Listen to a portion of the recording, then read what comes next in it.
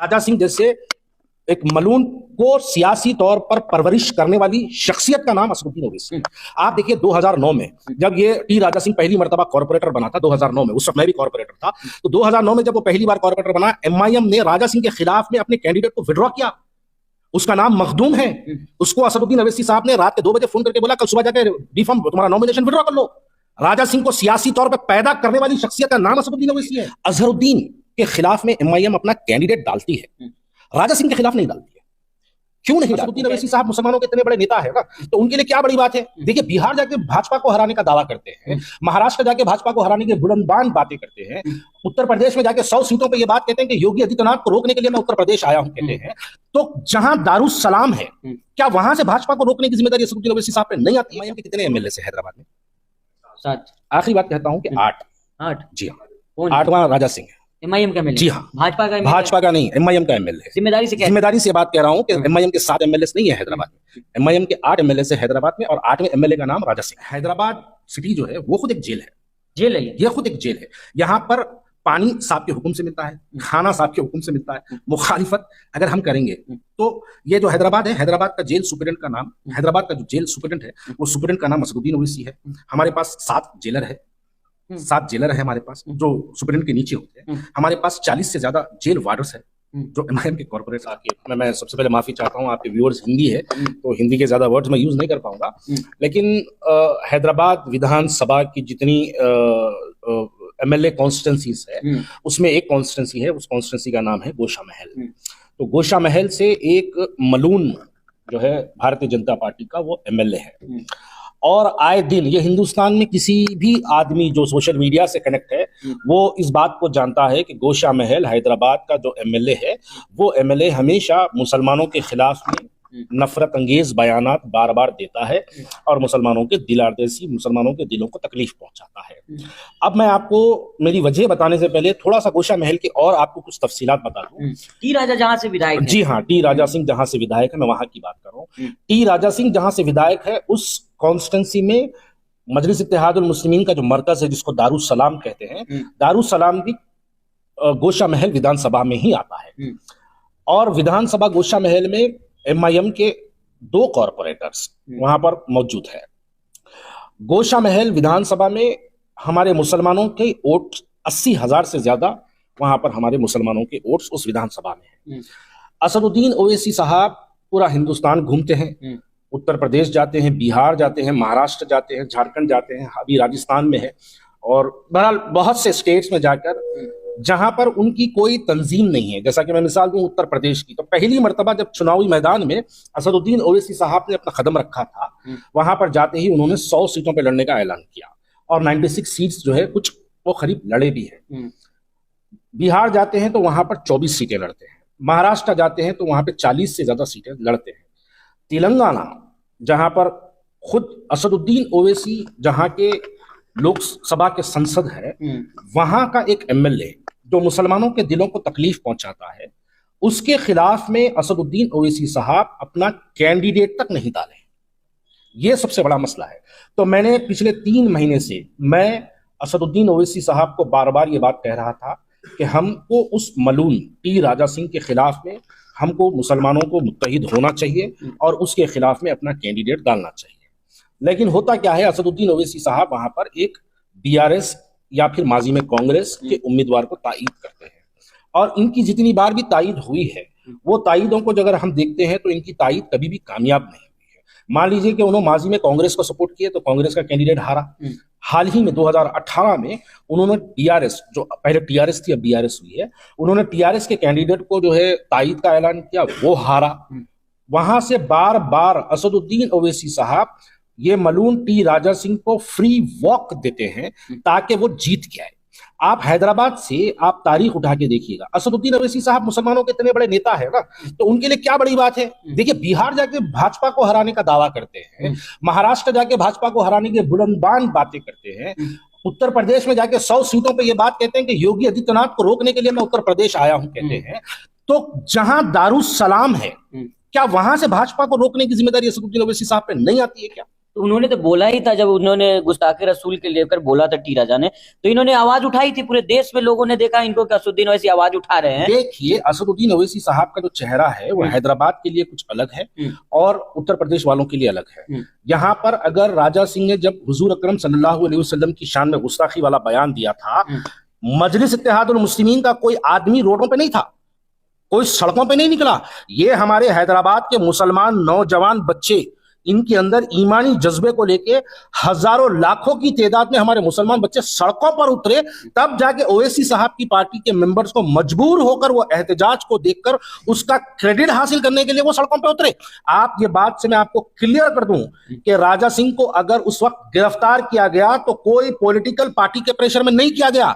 हैदराबाद के नौजवान मुसलमान बच्चे जब सड़कों पर उतर के उन्होंने एहतजाज किया, उस बुनियाद पर पुलिस को, हुकूमत को मजबूर होना पड़ा और उसको गिरफ्तार करना पड़ा। ठीक है, आप ये बातें कर रहे थे, आपके मेन वजह यही है असदुद्दीन ओवैसी जो है उसके खिलाफ चुनाव नहीं लड़ा, कैंडिडेट नहीं उतारा, इस वजह से आप गुस्से में पार्टी छोड़ा, या कोई और वजह थी? नहीं, मैं आपको क्लियर अपनी वजह बता दूं। मैं जिस एरिया का कॉर्पोरेटर था, मैं चाहूं अगर मुझे एमएलए बनने की ख्वाहिश होती तो मैं जिस हल्के का कॉर्पोरेटर हूं, उसको याकुतपुरा कहते हैं, मैं वहां की जो है एमएलए की टिकट पूछ सकता था असद साहब से। मैंने असद साहब से वो नहीं पूछा। लेकिन लोग तो कह रहे हैं कि आप इसी वजह से पार्टी छोड़ा, कि आपको टिकट नहीं मिला है। हाँ बिल्कुल, मैं गोशा महल की टिकट पूछा हूं। असद साहब ने गोशा महल की टिकट मुझे नहीं, किसी भी मुसलमान को गोशा महल में कैंडिडेट नहीं बनाया, ना किसी हिंदू कैंडिडेट, हिंदू पार्टी के वर्कर को उन्होंने जो है कैंडिडेट बनाया, बल्कि उन्होंने राजा सिंह को जीतने के लिए फ्री वॉक रास्ता छोड़ दिया। अरे असदुद्दीन ओवैसी साहब का बस एक ही सवाल, मैं एक ही सवाल आपके जो है चैनल के जरिए आपके व्यूअर्स को करना चाहता हूं कि क्यों असदुद्दीन ओवैसी साहब, जो हिंदुस्तान भर के मुसलमानों के दरमियान में फिर के भाजपा को रोकने का बुलंदबान दावा करते हैं, वो क्यों नहीं जहां दारुसलाम है वो गोशा महल का ये मलून टी राजा सिंह के खिलाफ में अपना कैंडिडेट डालते और वहां पर उसको राजा सिंह को हराने का जो है वो अपना एक मंसूबा बनाते। मैं इसी बुनियाद पर कि असदुद्दीन ओवैसी साहब बिहार को अलग चेहरा दिखाते हैं, हैदराबाद को अलग चेहरा दिखाते हैं, उत्तर प्रदेश को अलग चेहरा दिखाते हैं और हैदराबाद को अलग चेहरा दिखाते हैं, लेकिन राजा सिंह जैसे एक मलून को सियासी तौर पर परवरिश करने वाली शख्सियत का नाम असदुद्दीन ओवैसी। आप देखिए 2009 में जब ये टी राजा सिंह पहली मर्तबा कॉर्पोरेटर बना था, 2009 में, उस वक्त मैं भी कॉर्पोरेटर था, तो 2009 में जब वो पहली बार कॉर्पोरेटर बना, एमआईएम ने राजा सिंह के खिलाफ में अपने कैंडिडेट को विड्रॉ किया। उसका नाम मखदूम है। उसको असदुद्दीन ओवैसी साहब ने रात के 2 बजे फोन करके बोला कल सुबह जाके बी फॉर्म तुम्हारा नॉमिनेशन विड्रॉ कर लो। राजा सिंह को सियासी तौर पर पैदा करने वाली शख्सियत का नाम असदुद्दीन ओवैसी है। हम जब ये, अब चलिए वो एक सियासी मुद्दा था, लेकिन अब जब हुजूर अकरम सल्लल्लाहु अलैहि वसल्लम की शान में गुस्ताखी हुई, ये तमाम हदें पार हो गई। क्या इसके बाद हम हिंदुस्तानी हैदराबादी मुसलमानों का काम नहीं है कि हम असदुद्दीन ओवैसी साहब को कहें कि साहब इसको हराने के लिए आप अपना कैंडिडेट डालिए? अब अगर पूछेंगे तो कहेंगे कि नहीं, वहां मुसलमान नहीं हरा सकता। अगर वहां मुसलमान नहीं हरा सकता तो फिर आप बिहार जाके ऐसी कितनी विधानसभाएं हैं जहां पर आप जाके बीजेपी को हराने का दावा करते हैं? अरे गोशा महल में 80,000 मुसलमान हैं, गोशा महल में एमआईएम के 2 कॉर्पोरेटर हैं, गोशा महल में हमारी एमआईएम के कई इफ्तिदाई के सदर मोहतमदीन, जिसको हम लोकल यूनिट बॉडी कहते हैं, इफ्तिदाई के सदर मोहतमदीन कई हमारे गोशा महल में मौजूद है। वहां पे आप इलेक्शन नहीं लड़ाते, लेकिन दूसरी जगह जाके आप 100 सीटों पर इलेक्शन लड़ाते हैं और वह तकरीर में कहते हैं कि हम मोदी को रोकने आए, हम योगी को रोकने आए। आप बताइए, मोदी योगी आपके लिए बहुत दूर है, बहुत दूर की बात है। आप राजा सिंह को रोकने के अंदर आपका कोई प्लान नहीं है, बल्कि सियासी परवरिश उसकी जो है मजलिस इत्तेहाद बड़ा आरोप लगा रहे हैं पूरे हिंदुस्तान के लोग जो है, हिंदुस्तान के मुसलमान जो है कहते हैं कि मुसलमानों के सबसे बड़े लीडर जो है असदुद्दीन ओवैसी है, उनके ऊपर ये आरोप लगा रहे हैं लोग। आपको उल्टा सीधा बोलेंगे? देखिए, उल्टा सीधा तो लोग बोलते हैं, जिसको उल्टा सीधा समझना है समझने दीजिए, मुझे किसी के उल्टा सीधा समझने से कोई मतलब नहीं है। मेरा एक ही सवाल है, असदुद्दीन ओवैसी राजा सिंह को रोकने का क्या प्लान है? असदुद्दीन ओवैसी के पास आप बताइए, एक प्लान उनके पास बताइए कि हमने राजा सिंह को रोकने के लिए काम किया। आप सियासी देखिए, इलेक्शन है, जमहूरियत है, जमहूरियत में हमको हमारा एहतजाज दर्ज करवाने का हमको मौका मिलता है इलेक्शन के तहत कि हम अपनी बातें उसके सामने रखें। मेरा एक ही सवाल है कि असदुद्दीन ओवैसी क्यों नहीं गोशा महल में अपना उम्मीदवार वहां पर खड़ा करें?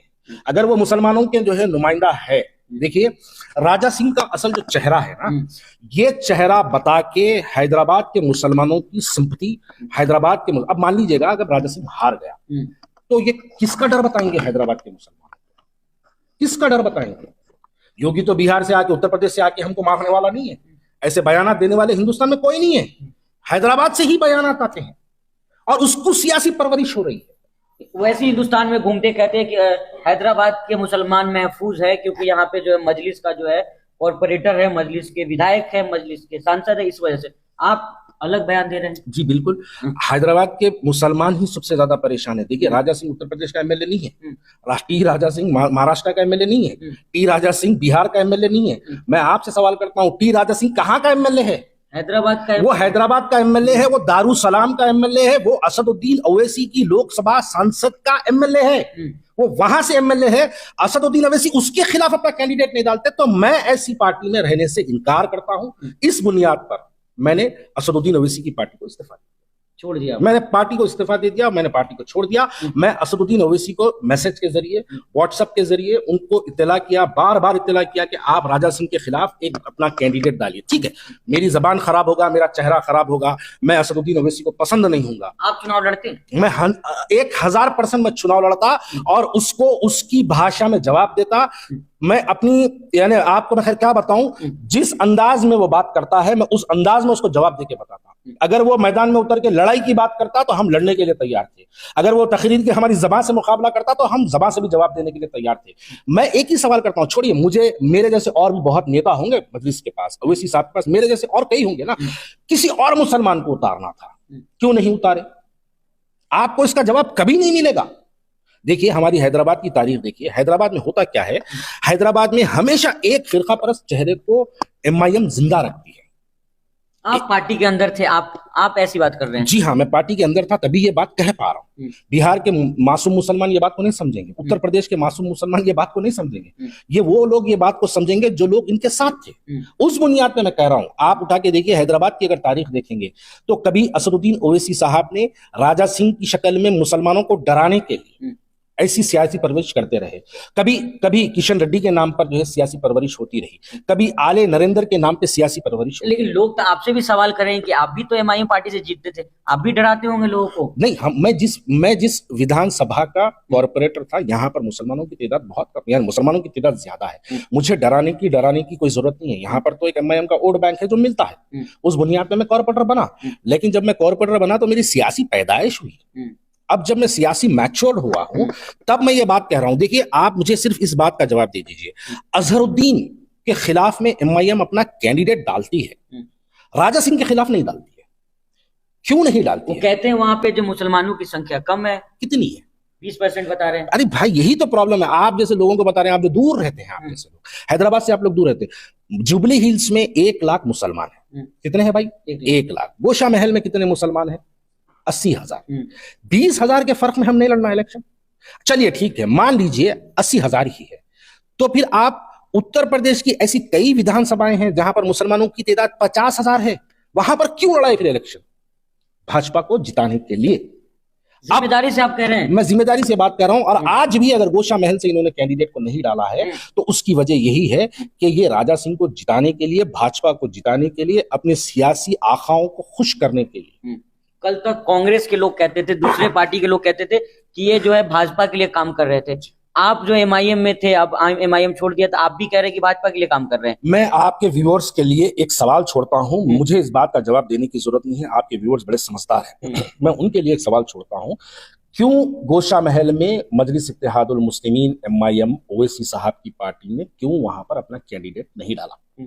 इसलिए नहीं डाला कि ये चाहते हैं कि मुसलमानों को डराने के लिए एक चेहरा परवरिश होते रहे, उसका नाम टी राजा सिंह है। राजा सिंह की सियासी परवरिश के खातिर असदुद्दीन ओवैसी साहब ने गोशा महल से अपना कैंडिडेट, कोई भी मुसलमान हो या हिंदू हो, कोई भी कैंडिडेट को इन्होंने गोशा महल से नहीं डाला। क्यों नहीं डाला? अगर इस बुनियाद पर मैं ये बात कहूं कि ये सियासी आखाओं को खुश करने के लिए अपना कैंडिडेट नहीं डाला, तो मैं नहीं समझता कि मेरा इल्जाम कोई गलत है। चलिए, आखिरी सवाल लेंगे आपसे। आप जो बात करें, आपकी मेन वजह यही थी कि टी राजा को के खिलाफ चुनाव नहीं लड़ाएगा, इसलिए पार्टी छोड़ा। आपने कहा कि डराया जाता है लोगों को, तो आपको डर नहीं लग रहा है कि अगर डराया जाता है तो आपने पार्टी छोड़ दी? इतने बड़े इल्जाम लगा रहे, तो आपको डर नहीं लग रहा है? देखिए, मैं इससे पहले भी पार्टी छोड़ा था। अच्छा, पहले भी आप छोड़ दिए? जी हाँ, मैं पार्टी फिर वापस क्यों चले गए? मैं वही कह रहा था। मैं 2014 में 2017 में मैंने पार्टी छोड़ा था। 2020 में असदुद्दीन ओवैसी साहब ने हमको बुलाया, बुला के कहा कि जब यहाँ पर कॉरपोरेशन के इलेक्शंस थे हैदराबाद में, और भाजपा बड़ी ताकत का मुजाहरा कर रही थी हैदराबाद में, जिसके नताइज भी आपके सामने, जिसके रिजल्ट्स भी आपके सामने हैं। 40 से ज्यादा कॉरपोरेटर, MIM से ज्यादा कॉरपोरेटर भाजपा हैदराबाद में जीती। क्या वजह थी? वो वजह तो मैं खैर आपको आगे बताऊंगा। 40 से ज्यादा कॉरपोरेटर्स हैदराबाद में MIM जीती है और भाजपा जीती है। तब ओवैसी साहब ने दौरान इलेक्शन हमको ये बात कही कि आइए मुसलमानों, भाजपा को हराने के लिए आप हमारा साथ दीजिए। मैंने उनकी इस बात पर लब्बैक कह के मैंने उनका साथ दिया।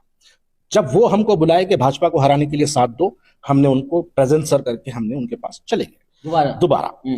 अब जब मैं ये मुतालबा कर रहा हूं कि साहब अभी भी वक्त है हमको भाजपा के MLA को हराने के लिए, जब हमने आपका साथ दिया, अब आप भाजपा के MLA को हराने के लिए आप हमारे को टिकट दीजिए। उन्होंने टिकट वहां से